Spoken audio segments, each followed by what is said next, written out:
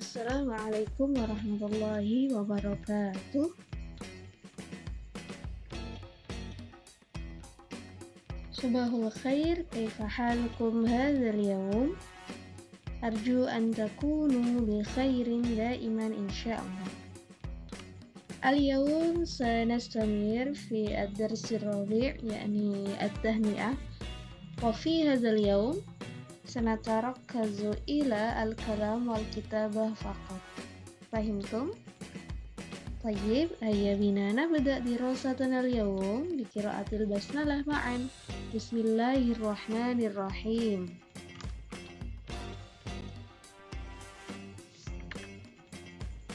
Nah anak-anak, sebelum kita masuk ke materi, seperti biasa Bu Mina akan menjelaskan dulu tujuan pembelajaran kita pada pertemuan kali ini, yaitu yang pertama, mendemonstrasikan ungkapan lisan dan tulisan tentang ucapan selamat dalam bahasa Arab.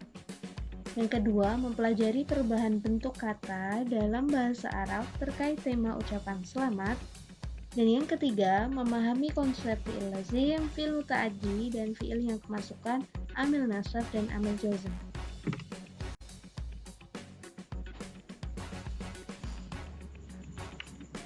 Ya ayyuhal tullab, hunaka al-ibarat wa at-tarjamah fil mawdu' yani at-tahni'ah. Istami' jayidan thumma a'id. Berikut ini adalah contoh ungkapan ucapan selamat dalam bahasa Arab. Dengarkan baik-baik, kemudian ditirukan. Aidun Mubarak, Aidun Mubarak, selamat hari raya. Aidun Sa'id, Aidun Sa'id. Kullu amin wa antum bi khair, Kullu amin wa antum bi khair. Aidun milad Sa'id, Sana hilwah. Aidun milad Sa'id, Sana hilwah, selamat ulang tahun. Allah yutilu umrak, Allah yutilu umrak, semoga panjang umur.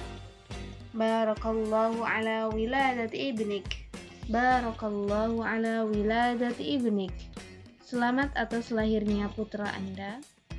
Barakallahu ala qudumi sannatin jadidatin li syarikatik, Barakallahu ala qudumi sannatin jadidatin li syarikatik, selamat hari ulang tahun untuk perusahaan Anda.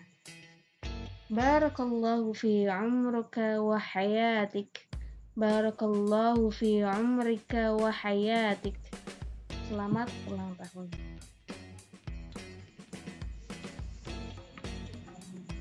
Tusbih alal khair, Tusbih alal khair, selamat tidur.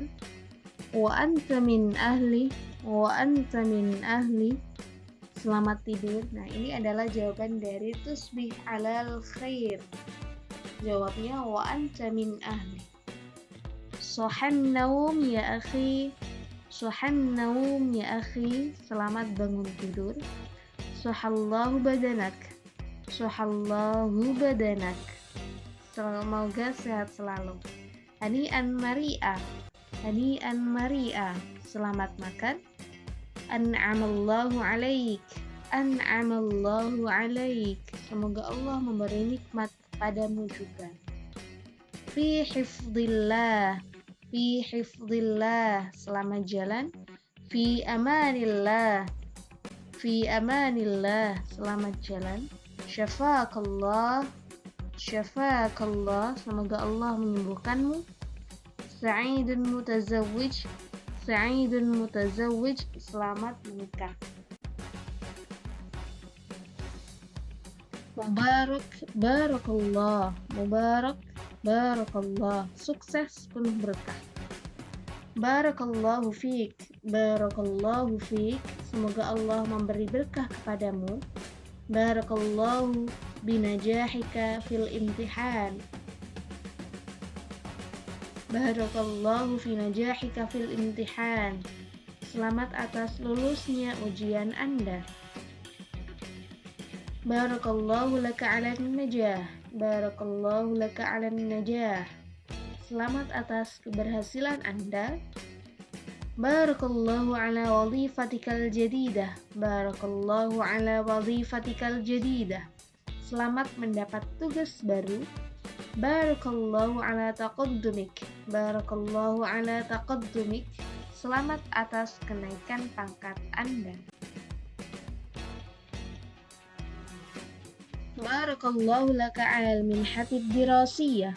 Barakallahu laka ala al-minhatid dirasiyah. Selamat mendapat beasiswa pendidikan. Barakallahu ala fawzika fil intikhabat. Barakallahu ala fawzika fil intikhabat. Selamat atas kemenangan dalam pemilihan. Barakallahu ala tawdhifika li ra'isil fasl. Barakallahu ala tawdhifika li ra'isil fasl. Selamat atas pengangkatan Anda menjadi ketua kelas. Ma'at taufiq wan najah. Ma'at taufiq wan najah. Semoga berhasil. Ana sa'idun binajahik. Ana sa'idun binajahik. Saya bahagia mendengar keberhasilan. Selanjutnya adalah kita masuk ke materi atau kemampuan al-kitabah, kemampuan menulis. Nah, dalam kemampuan ini yang akan kita pelajari yang pertama adalah tentang perubahan bentuk kata, atau dalam bahasa Indonesia disebut morfologi dan dalam bahasa Arab disebut ilmu shorof. Ya, ilmu shorof disebutnya dalam bahasa Arab. Nah, di sini sudah tersedia dua tasrif, yaitu tasrif istilahi dan tasrif lughawi.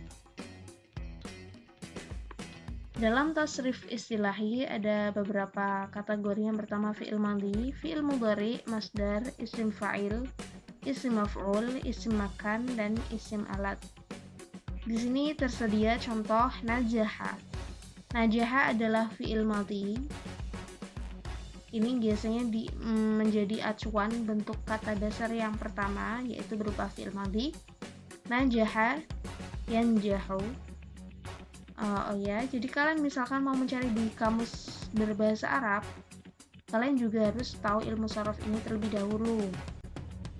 Kalau ingin menggunakan kamus berbahasa Arab ke bahasa Indonesia, kalian harus tahu bekal ilmu shorof terlebih dahulu, minimal tahu fi'il madhinya apa.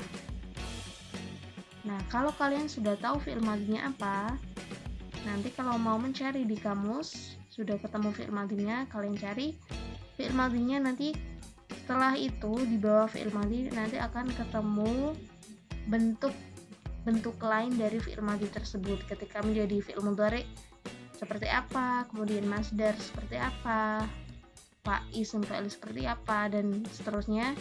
Kemudian terjemahannya juga akan berbeda-beda,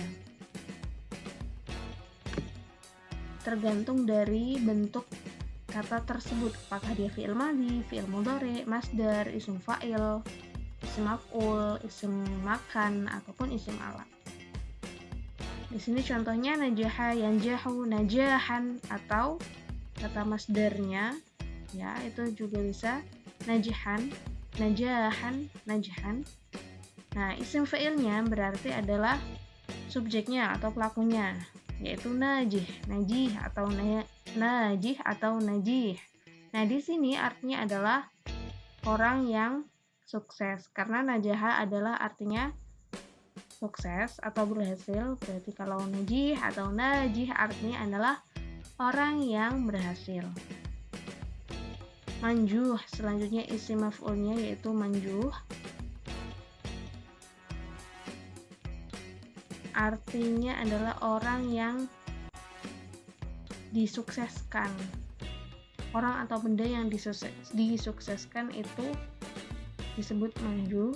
Kemudian isim makannya manjah, manjahun. Isim alatnya adalah minjahun. Seperti itu ya. Selanjutnya yang kedua adalah tasrif lughawinya. Nah, kalau di sini tasrif lughawi itu berarti dilihat dari cuman ada dua, yaitu fi'il madhi dan fi'il mudhari'nya.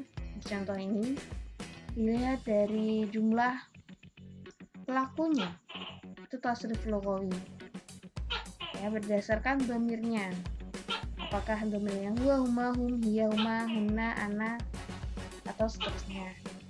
Nah, coba kita cek di sini najaha. Ketika dhamirnya huwa berarti najaha. Ketika dhamirnya huma, yang artinya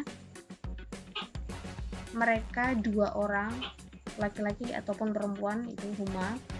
Najaha, najaha, najaha, najahu, najahat, najahata, najahna, najahtu. Di sini contohnya cuma sampai hunna, kemudian ana. Yanjahu, yanjahani, yanjahuna, tanjahu, tanjahani, yanjahna, anjahu.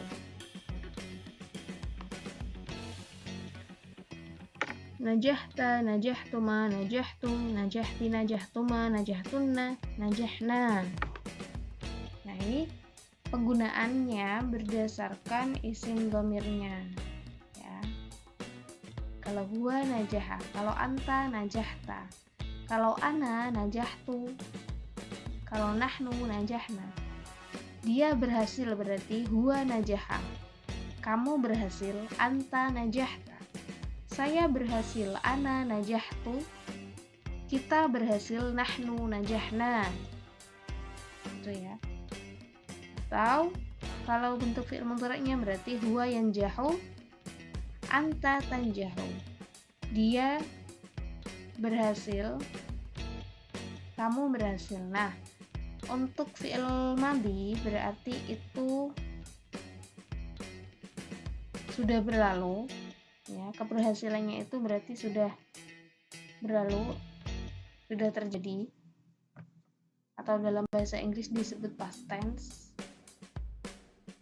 Kalau fi'il mudhari itu berarti sedang terjadi atau akan terjadi ya, artinya seperti itu. Huwa yanjahu berarti mengandung makna kamu akan berhasil, atau kamu baru saja berhasil, atau kamu sedang berhasil. Nah, itu untuk fi'il mudhari ya. Anta, anta tanjahu, begitu seterusnya. Nah, selanjutnya dari beberapa teks dan ungkapan yang sudah kita pelajari baik di pertemuan kemarin ataupun pertemuan hari ini, itu terdapat dua jenis fi'il. Yang pertama yaitu fi'il muta'addi dan fi'il lazim. Nah, fi'il muta'addi itu apa? Adalah fi'il yang memerlukan atau harus ada maf'ul bihnya, harus ada objeknya. Kalau fi'il lazim berarti itu adalah lawannya. Fi'il muta'addi itu perlu objek atau maf'ul bih. Kalau fi'il lazim dia nggak perlu maf'ul bih. Nah, di sini ada contohnya, nahnu naqra'ul qur'ana. Nahnu naqra'ul qur'ana. Di sini kata kerjanya adalah nahnu. Di sini pelakunya adalah nahnu, kata kerjanya naqra'u, dan al-qur'ana itu sebagai maf'ul bihnya atau sebagai objeknya. Berarti kata kerja qara'a, yaqra'u, naqra'u itu membutuhkan objek atau maf'ul bih. Contoh yang kedua, yadhabu Yusuf ilal masjid. Yusuf pergi ke masjid. Yadhabu di sini kata pergi itu tidak memerlukan objek atau maf'ul bih, tapi yang dia perlukan adalah keterangan kemana dia pergi. Nah, di sini menggunakan ilal masjidi, ke masjid. Bisa membedakan ya antara kata kerja yang memang memerlukan objek dan kata kerja yang tidak memerlukan objek tapi memerlukan kata keterangan, entah itu keterangan tempat ataupun keterangan waktu.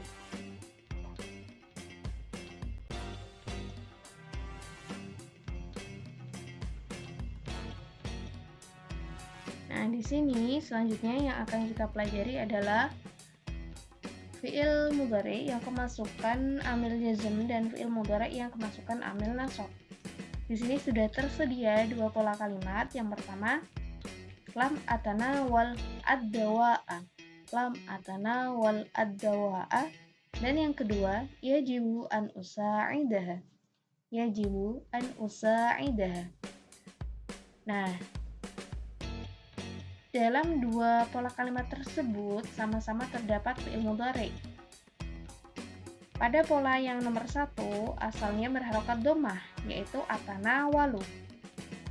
Karena dia bertemu atau diawali dengan huruf jazm, yaitu lam, maka menjadi disukunkan.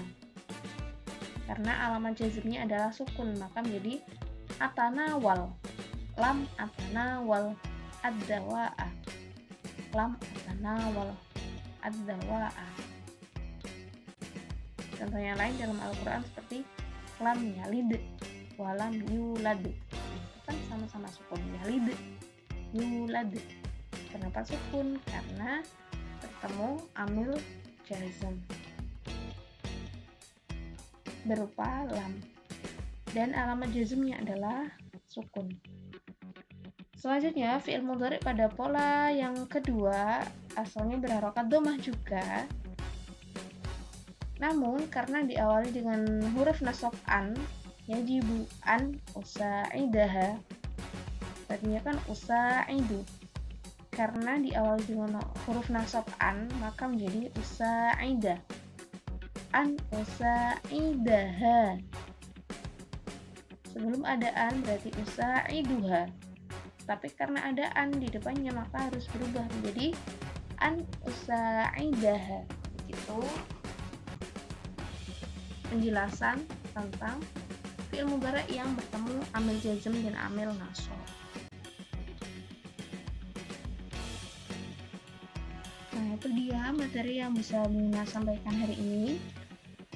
Ya Bina naqtatimu dirasatana al-yawm bi qira'atil hamdalah ma'an. Alhamdulillahi rabbil alamin.